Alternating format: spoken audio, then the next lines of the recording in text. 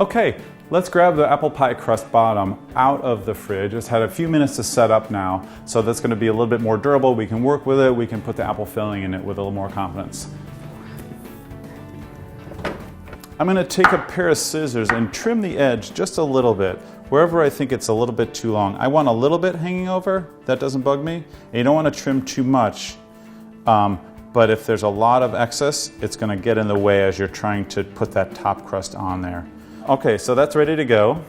I've got my apples. Now they've been steeping for a few minutes, so there's a little bit of nice liquid that's come out of there. Sometimes it gives off a lot of juice.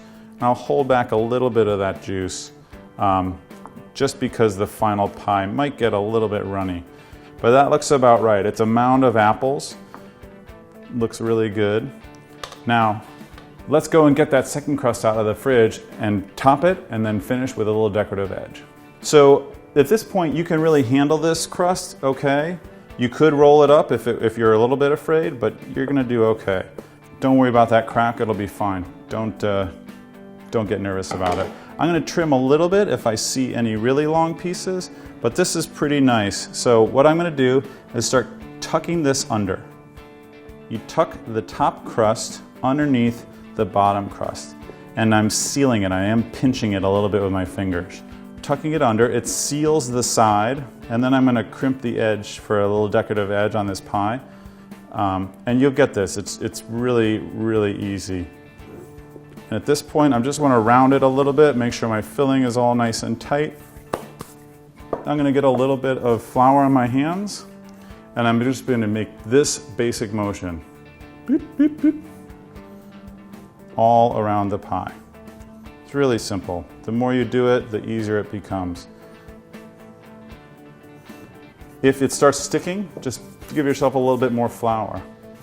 Okay, right now I'm going to get a little bit of milk wash. You can use an egg wash, a little egg white wash. It doesn't really matter. I'm just going to use milk.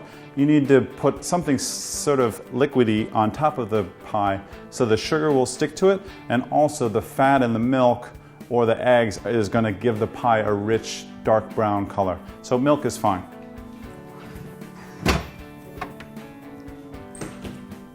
Okay, I've got my milk, a little sugar, and my pastry brush. Again, you don't want a lot, it's just a little bit. You want to brush it on there.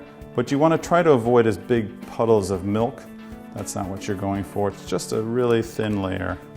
So again, I've got a little crack in the middle of the pie, but it's not anything to worry about. I'm just going to use it as part of my venting. So I'm going to do 3 slices with my knife.